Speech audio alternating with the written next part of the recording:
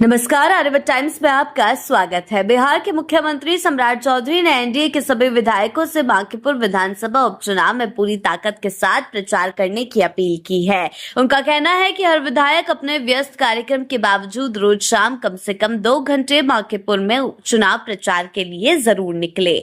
मुख्यमंत्री का कहना है कि ये चुनाव एनडीए के लिए बेहद अहम है और इसमें सभी जनप्रतिनिधियों की सक्रिय भागीदारी जरूरी है। मुख्यमंत्री ने कहा कि सरकार और संगठन मिलकर चुनाव लड़ रहे हैं, इसीलिए सभी विधायकों की जिम्मेदारी है कि वो लोगों के बीच जाएं और सरकार की योजनाओं और उपलब्धियों की जानकारी पहुंचाएं। उनका कहना है कि जनता से लगातार संपर्क बनाए रखना भी जरूरी है। सम्राट चौधरी ने बैठकों में साफ कहा कि अगर किसी विधायक को किसी भी तरह की परेशानी या शिकायत है तो वो बिना किसी झिझक के सीधे उनसे व्यक्तिगत रूप से मिल सकता है। उन्होंने भरोसा दिलाया कि हर विधायक की समस्या को प्राथमिकता के आधार पर सुना जाएगा और उसका समाधान किया जाएगा।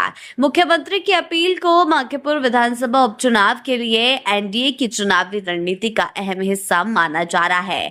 पार्टी चाहती है कि सभी विधायक अपने अपने क्षेत्रों के साथ साथ बांकीपुर में भी समय देकर चुनावी माहौल को एनडीए के पक्ष में मजबूत करें। इसी वजह से सभी विधायकों को रोज शाम 2 घंटे प्रचार करने के लिए कहा गया है।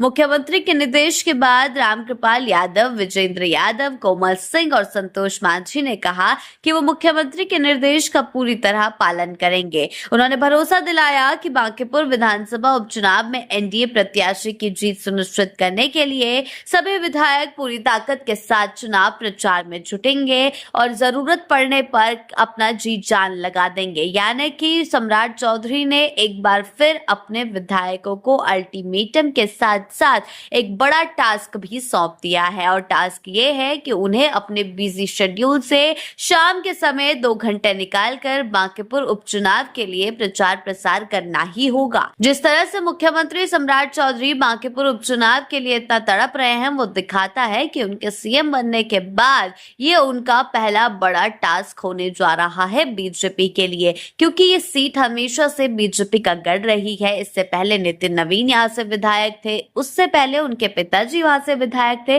तो करीब 1 दशक से ये सीट जो है बीजेपी का गढ़ ही रही है। ऐसे में बीजेपी के सामने ये बड़ी चुनौती है इस सीट को दोबारा हासिल करना और इस बार के चुनाव में भी नितिन नवीन ही इस सीट से जीतकर विजय रथ फहराया था। हालांकि वो अब सांसद बन चुके हैं, जिसके चलते उन्हें ये सीट छोड़नी पड़ रही है और इसी के लिए यहाँ पर इस सीट पर उपचुनाव किए जा रहे हैं। और अब ये उपचुनाव खासकर सम्राट चौधरी के लिए एक बड़ी अग्नि परीक्षा के तौर पर देखा जा रहा है।